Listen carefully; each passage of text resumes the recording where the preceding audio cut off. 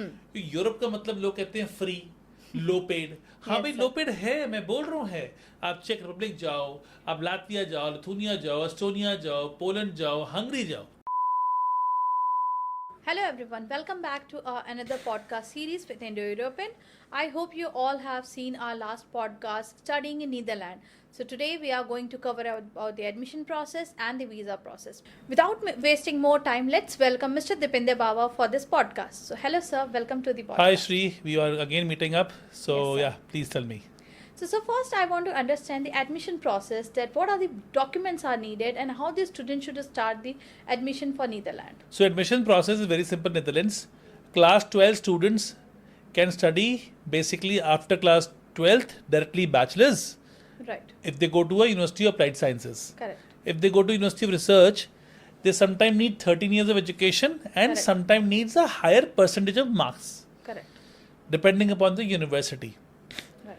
So bachelor degree student, 3-year bachelor degree is accepted at the some education. Some master's program take 3 years bachelor's, Right. some take 4 years bachelor's. Okay.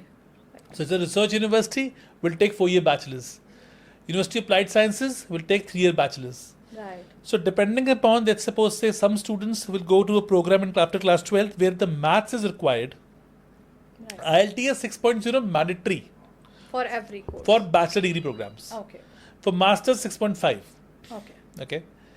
The students who have a bachelor TOEFL also, they can apply TOEFL also. TOEFL Okay. and IELTS both is accepted.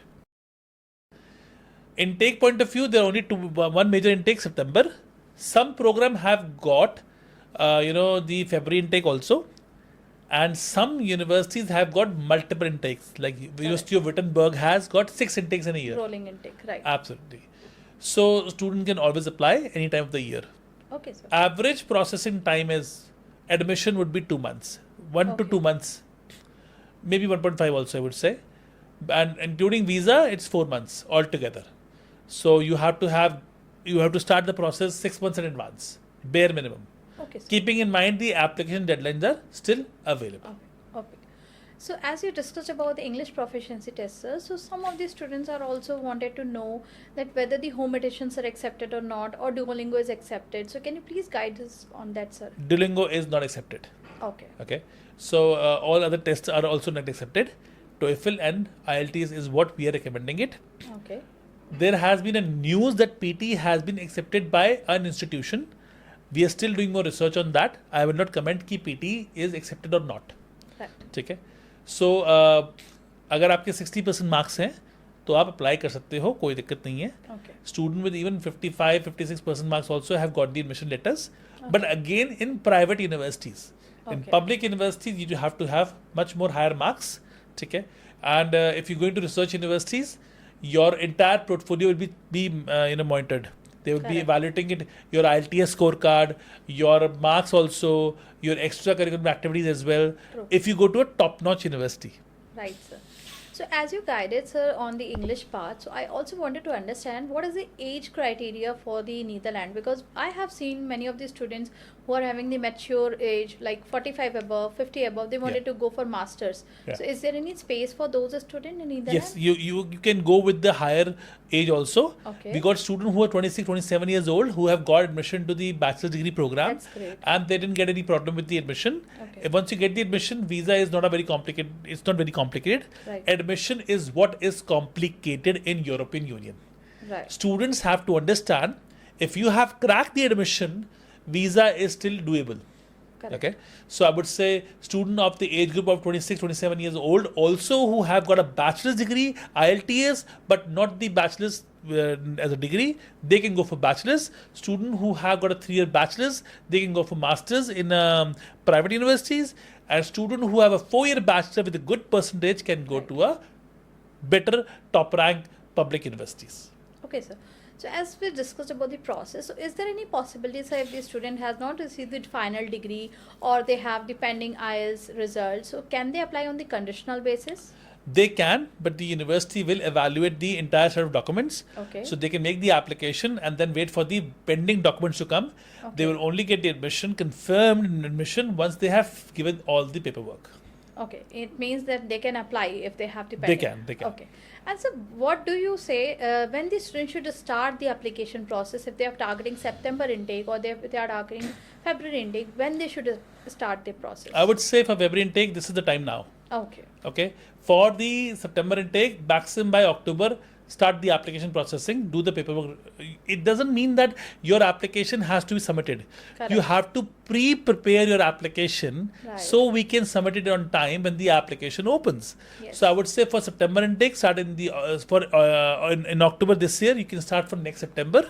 For the February intake, you have to apply now. If you don't apply now, you will be late. Exactly. And so, as we are discussing about the eligibility, I also wanted to know about the documents that are needed for the application process, like the basics of the what are documents that are needed. So basically, IELTS, your mark sheets, Yeah. your passports, all those basic documents which you required. There is no special document you required from the for the admission point of view. The general which you normally use in other parts. So अगर आपके पास IELTS है, अगर आपके education documents हैं, everything is fine. Visa के लिए, of course, जब visa पहुंचेंगे, I'll Yes, give you sir, more definitely. information on that. Yes. Okay, sir. So, how important is SOP when we are discussing about the student profile? So, how SOP will help the student in getting the admissions? Very much important because universities के साथ they will take the interview. All the Netherlands universities will take the interview. And that will be admission interview? Absolutely. Okay. तो वो admission interview जब होगा उसमें Right. Students को वो valid करेंगे, उनकी इंग्लिश को वैलिड करेंगे, उनकी इंटेंशंस को वैलिड करेंगे. सो SOPs प्लीज AI से मत बनाइए. Right. और अगर कुछ यूज थोड़ा बहुत कर भी रहे हैं तो आपको पता होना चाहिए कि आपने क्या बनाया है. कई स्टूडेंट्स को एडमिशन रिफ्यूज हो रहा है श्री Correct. बिकॉज वो अपने SOP को जस्टिफाई नहीं कर पा रहे हैं Right, एडमिशन इंटरव्यू के अंदर. So, are we preparing the students, sir, for the interviews? We of course prepare students how to crack the admission interviews. We don't give them any specific questions. We give them a general training. कि अगर आप admission interview में जा रहे हो तो किस type के क्वेश्चन आ सकते हैं, आपको किस तरह से टैकल करना है, Right. आपको इन्फॉर्मेशन सिर्फ वन लाइनर नहीं बनाना है. Correct. उसकी एक ट्रेनिंग मॉड्यूल हम जरूर देते हैं. But we never tell student to copy paste the answer of Exactly. Course. But I would say कि that will also help student to understand कि अगर मैं एडमिशन इंटरव्यू में बैठूंगा Correct, sir. तो किस टाइप के एडमिशन इसको preparation basically. Correct. So we prepare them to face the interviews in the best possible way.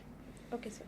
So when we talk about the management courses, sir, generally I have seen for the management courses, the university wants the LOR or professional experience as well. So is it mandatory requirement for Netherlands as well? Depending upon which university, some university ask you. If they ask you, you have to give it. If they don't ask you, you don't have to give it. Again, it's nothing standardized. Right. सो अगर आपने जिस university apply कर रहे हो, अगर SOP चाहिए उनको तो SOP चाहिए. But Correct. अगर हम कहें कि मैंडेटरी है, tuition fee payment advance mandatory है, बिल्कुल मैंडेटरी है. Correct. तो हर यूनिवर्सिटी के अंदर हर प्रोग्राम पे वो मैंडेटरी नहीं होगा. Correct, लेकिन कुछ में होगा. So as we discussed about the tuition fees, sir, I also wanted to know कि student को कब tuition fee submit करनी चाहिए, and let's suppose अगर यूनिवर्सिटी उनसे मांग रही है तो वो enrollment के टाइम पे मांगती है या partial amount submit करना होता है. तो नीदरलैंड्स उस के पे अंदर guide- कोई पार्शल अमाउंट नहीं है. Okay. एडमिशन इंटरव्यू हो गया, Correct. आपको एडमिशन लेटर आ गया, Right. आपने फुल फीस पे करनी है 1 ईयर Done. की. मैंडेटरी है. Okay. For the visa, we have to full आपको payment. एडमिशन लेटर पूरा फुल करना है. Yes, sir. आपने फुल फीस पे कर दी. Correct. फीस पे करने के बाद अब आप अपनी वीजा के पेपर वर्क फाइल हमें भेजेंगे, Okay. एज ए यूनिवर्सिटी को भेजेंगे. Yes, sir. और वो आपका वीजा अप्लाई वहीं से करेगी. सो जनरली जो सब प्रोसेस होता है, because I am little bit curious कि मैंने देखा है कई बार स्टूडेंट फीस पे कर देते हैं, देन इंटरव्यू में रिजेक्शन आ जाता है. So is there any possibility sir कि इंटरव्यू जो हो वो फी पेमेंट के पहले हो जाए? तो आप जो बात कर रहे हो यूके की बात कर रहे हैं, राइट, जहाँ आई एम पे जस्ट कंपेयरिंग नीदरलैंड हाँ, विद कि भाई बेसिक. सो अगर आप कंपेयर कर रहे हो यूके वर्सेस नेदरलैंड्स कर रहे हो, तो मैं बता देता हूँ आपको. पहले स्टूडेंट का इंटरव्यू होगा, Correct. उसने पास कर लिया एक बारी, उसको एडमिशन लेटर मिल गया, उसने फीस पे कर दी. Fees Okay. पे करने के बाद अब फटाफट से वो कहते हैं अपने TRP के डॉक्यूमेंट जो हैं, MVV के डॉक्यूमेंट जो हैं वो हमें भेज दो, ताकि हम आपका वीज़ा अप्लाई कर दें. और वो वीज़ा अप्लाई वहीं पे होता है, यूनिवर्सिटी ही करती है, यूनिवर्सिटी ही आपके वीज़ा को स्पॉन्सर करती है. That's और वो right. रिस्पॉन्सिबल भी है उस वीज़ा के लिए. तो अगर बच्चे Okay. पढ़ते नहीं हैं, Correct. भाग जाते हैं, यूनिवर्सिटीज़ जो हैं वो रिस्पॉन्सिबल है, लाइबल हैं उन बच्चों के लिए जिनको वो कंट्री में लेके आई थी. That's really great. So as we were discussing about the visa, sir, I just wanted to know something about कि क्या documents required हैं, क्या procedure होता है, and कितना time पहले हमें suggested होता है कि हमें visa apply कर देना चाहिए. ट्यूशन फी पे कर दी, Correct? वहाँ से आपके पास चेकलिस्ट आ गई है. अब आपको 12 लाख रुपए का ब्लॉक्ड अकाउंट दिखाना है, Right. नीदरलैंड जाना है, तो 12 लाख का ब्लॉक्ड अकाउंट दिखाना पड़ेगा. So block amount सर सब में mandatory है या कुछ सो university? बेसिकली कुछ यूनिवर्सिटियों के अंदर, I would say major north India में तो मेजर है ही है, लेकिन अगर यूनिवर्सिटी चाहे तो ये कह सकती है कि मुझे ब्लॉक्ड अकाउंट नहीं चाहिए, आप अपने पैसे Okay. इंडिया में दिखा दो. Right. ये डिसाइड कौन करता है? ये डिसाइड करता है इमिग्रेशन. Okay. इमिग्रेशन यूनिवर्सिटी के साथ इनकी IND डिपार्टमेंट जो है, Right. वो बताता है यूनिवर्सिटीज को कि आपको हम इस रूल के अंदर फॉलो करा रहे हैं. Okay. आपके बच्चों को ब्लॉक्ड अकाउंट दिखाना पड़ेगा, आपको नहीं दिखाना पड़ेगा. Correct. और बेसिकली इसके अकॉर्डिंगली ही वो चलते हैं. Correct. तो हाई वॉल्यूम स्टूडेंट लेके आ रही है यूनिवर्सिटी, बिल्कुल. और वो भी हाई रिस्क कंट्री से, Right. तो ब्लॉक्ड अकाउंट दिखाना पड़ेगा. इंडिया For the में safer side. काफी स्टूडेंट्स को ब्लॉक्ड अकाउंट दिखाना पड़ता है. Yeah. फिर यूनिवर्सिटी कहती है कि भाई आप साउथ इंडिया से आ रहे हो, Correct. तो मुझे आपसे नहीं चाहिए. अब जैसे एक यूनिवर्सिटी है विटनबर्ग की, अब विटनबर्ग से बोला IND ने कि भैया कि आपको अलाउड भी है बिना, देखिए यूनिवर्सिटी विटनबर्ग कहती है कि बच्चा आता है और भाग जाता है, Right. तो उनने पंजाब के लिए कर दिया ब्लॉक्ड अकाउंट. Correct. ठीक है, और बाकी स्टेट के लिए, पंजाब जम्मू एंड कश्मीर के लिए ब्लॉक्ड अकाउंट करा हुआ है, High risk लेकिन region. बाकी के लिए नहीं कर रखा. फीस भरो, पैसे इंडिया में दिखाओ और वीजा अप्लाई कर दो.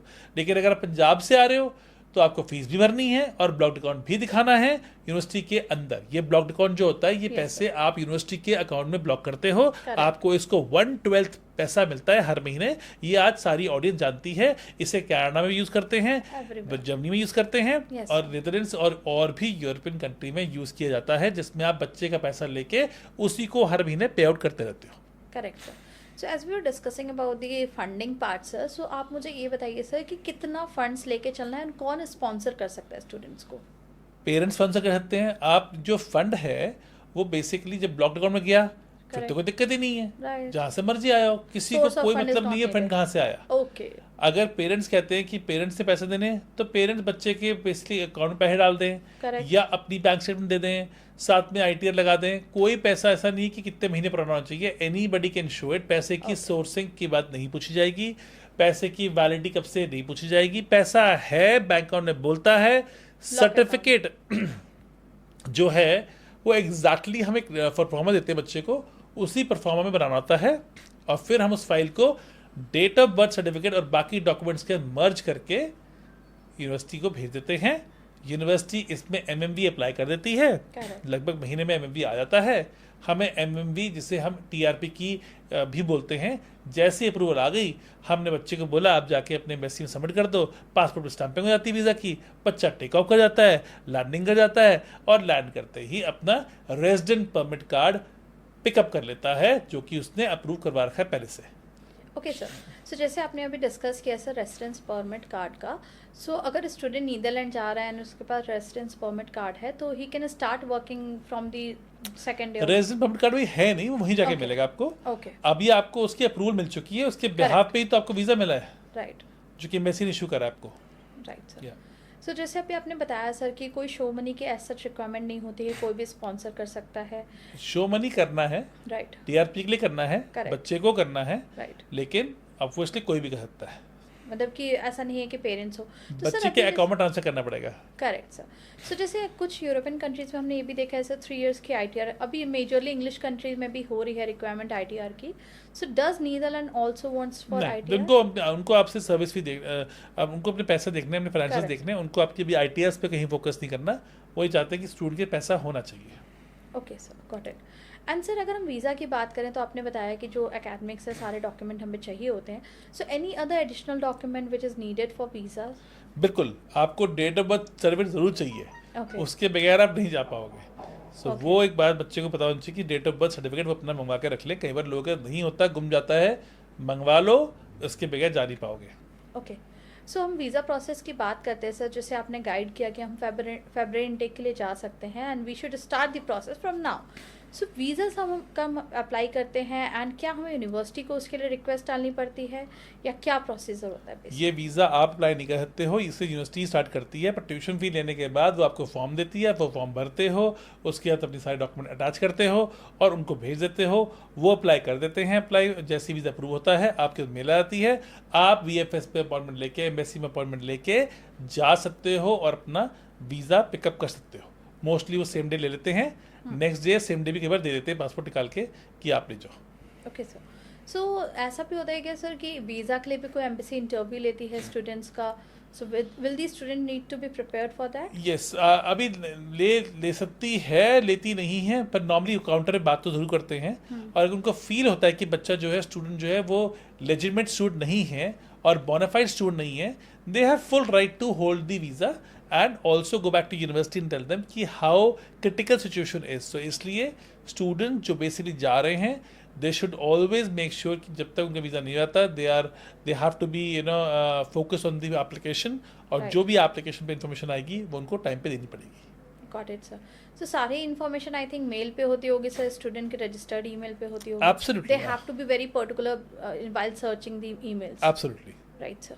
सो सर ऐसा भी होता है कि उनके पास कोई कॉल्स पे रिसीव होती हैं, because I have seen students की वो कभी कभी बोलते हैं कि मैम हमें कॉल आई थी, हम रिसीव नहीं कर पाए हैं, या उनसे मेल्स मिस आउट हो जाती हैं।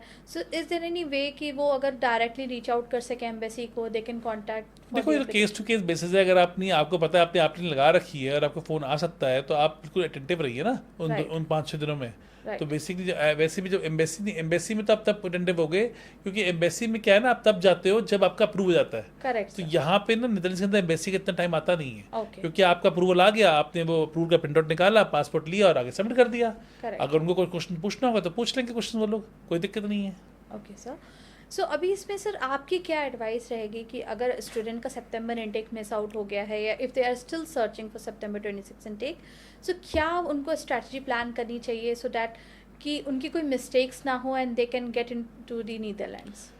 Apply as soon as possible, very simple and straightforward strategy. अगर सोचते रहोगे तो ये इनटेक भी चली गई आपकी, और आप फिर अगली इनटेक में जाओगे और चीज़ें दिन पर दिन डिफिकल्ट होती जा रही हैं। इजी कुछ नहीं हो रहा। यूरोप पे Correct. बहुत ज़्यादा लोड आ चुका है और यूरोप अब सेलेक्टिव बन चुका है। अब यूरोप को नॉर्मल स्टूडेंट इंडिया से नहीं चाहिए, उसको चाहिए सेलेक्टिव हाई CGP वाला स्टूडेंट। सो इसलिए Correct. जो मिल रहा है फटाफट से अप्लाई करो और टाइम वेस्ट मत करो। सर हमने लास्ट वीडियो में डिस्कस किया था अबाउट द एकोमोडेशन पार्ट। सो अभी जैसे हमने यहाँ पे एडमिशन एंड वीज़ा डिस्कस किया, तो आपने बताया था कि एडमिशन के बाद ही हमें यूनिवर्सिटी एकोमोडेशन बुक करना है। So how the student can plan कि कौन सी जगह पे उनके लिए बेटर रहेगा? इधर they have to reach out to the university और they can reach out to the Indo European for the same. So वो इंडियन की टीम को रीच आउट करते हैं और हम उनकी हेल्प करते हैं ढूंढने में। अगर यूनिवर्सिटी कहती है हमारे पास हॉस्टल नहीं है, तो उसको Right. हम बाहर ढूंढते हैं, लेकिन बच्चे को हम मेक श्योर करेंगे उसको हॉस्टल ढूंढने के बाद ही हम उसको नेदरलैंड्स भेजेंगे। Got it sir. सो मैं अब स्टार्ट करूँगी quick fire rapid fire round sir, जिसमें वन आंसर्स मैं लूँगी।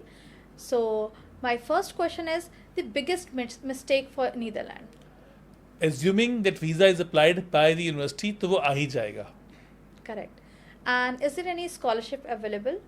Sometimes basic 1000 to 1000 euros. Okay. Can students work part-time? Yes, they can. Okay. What is the minimum earning the student can get if they are going for bachelor degree? They can take out their living expenses only, approximately 1200 to 1500 euros per month. Okay. How early they should start booking the accommodation? As soon as they get the admission letter, immediately they should do it. Okay. Next is what is the deadline for the February intake that we are planning? We have one university which has multiple intakes. Otherwise, by September end, everything is gone. Okay. Which any one university, sir, which have the rolling intake? Wittenberg University. Okay, sir. I hope you like the podcast with us. So I would look forward for more such podcast. And if you have any questions, screen pe diye hue number pe you can contact me. My name is Shubha, and I would look forward for your queries. And please like, share, subscribe if you like the video. And please make sure you send this video to all your students, to all your friends, to all your family members who are looking forward for Netherlands. Thank you so much.